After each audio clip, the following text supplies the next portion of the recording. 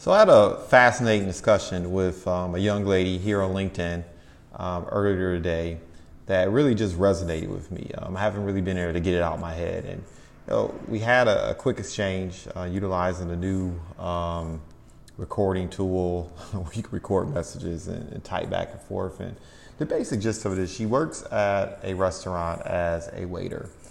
She's been able to take care of herself, put herself through school, pay for a vehicle, keep a roof over her head. So we already know what time it is, right? If you know something about that, if you've been about that life, you know she's working really long hours. She's not getting a lot of sleep.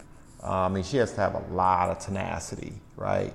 To be able to do all those things and perform academically. And she wants to jump into entrepreneurship. She's had enough, right? She's realized that a job, for the most part, particularly given her circumstances, just over broke, and she's got to do something different.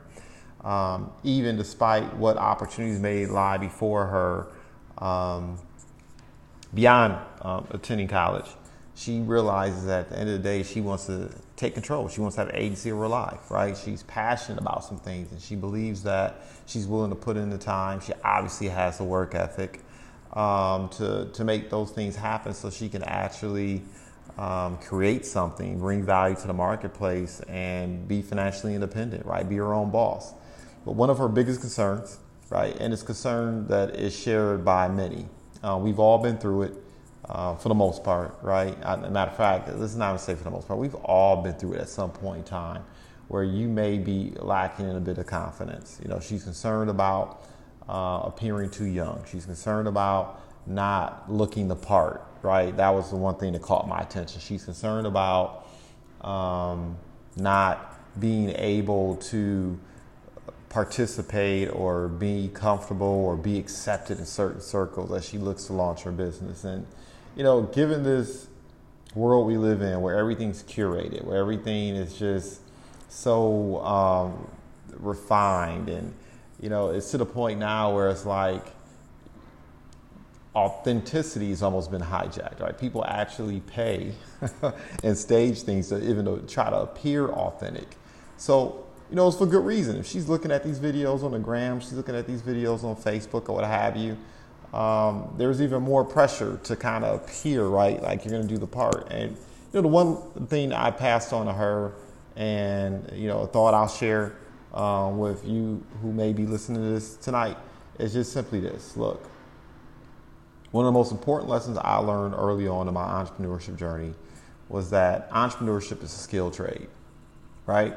It's no different than learning how to ride a bike, no different than being a good waiter, learning how to fix cars, learning how to fly a plane, learning how to lay a roof or tile or flooring. It's a skill trade. And I can tell you personally, once I accepted that entrepreneurship was a skill trade, once I understood that, and I also understood that, look, I wasn't afraid of work, that I have a love of learning, that I had a burning desire, and that I knew that I deserved better than what my current circumstances were, and I was willing to prove myself deserve it. That's all I needed to know. And that's what I would encourage anyone to understand, that if you have those things in place, right? If you're not afraid of work, if you love learning, if you believe and reach a point where you draw the line in the sand and say, look, I deserve, my family deserves, that's all you need to know in many respects. And I'm trying not to be flippant here, but I'm trying to make a point, because you don't need to look the part.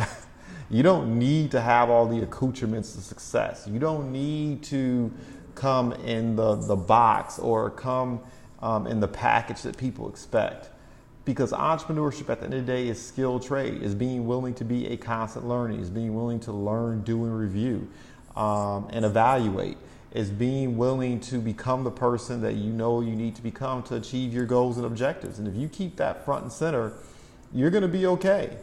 You're going to improve. And that's the essence of entrepreneurship, right?